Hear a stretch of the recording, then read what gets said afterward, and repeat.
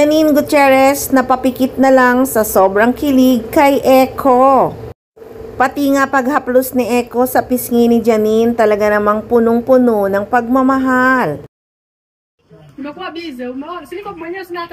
Hi there. Nako guys, kung sobra kayong kinilig sa part 1 pa lang ng mga video sa channel ni Janine Gutierrez sa naging celebration ng kaarawan nila ni Eko sa Africa, marami pa tayong aabangan guys sa part 2. Kasi ang part 1 celebration ng birthday ni Eko. Yung celebration ng birthday ni Janine ang aabangan. Buong buo kasi ang kaganapan kahit late upload na nga. Kahit late upload, nakakakilig pa rin.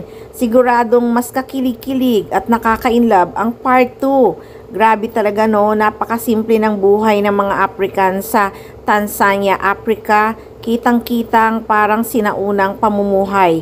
Si Eko talaga, simpleng buhay lang ang gusto. Ganon din si Janine, kaya talagang going strong ang relasyon ng Ekonin.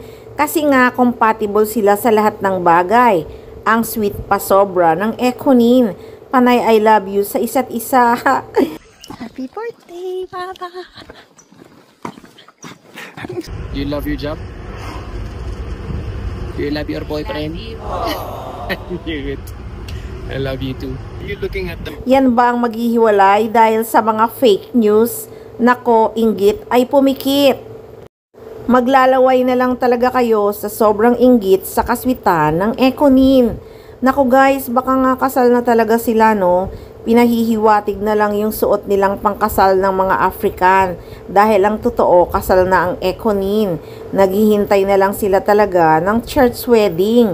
Syempre, bibigyan ni Eko ng bonggang kasal si Janino.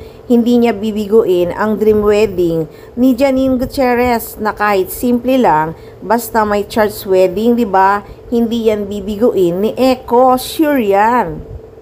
Matatapos na nga ang year 2025, nakakilig-kilig sa Ekonin.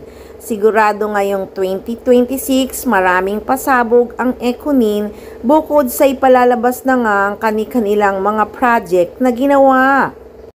Kung sobrang nakakakilig ang year 2025 kina Jericho Rosales at Janine Gutierrez, naku guys, 2026 siguradong mas sobrang kilig ang mararamdaman ng mga fans. Nakaka-excite na rin talaga ang 2026 para kina Jericho Rosales at Janine Gutierrez.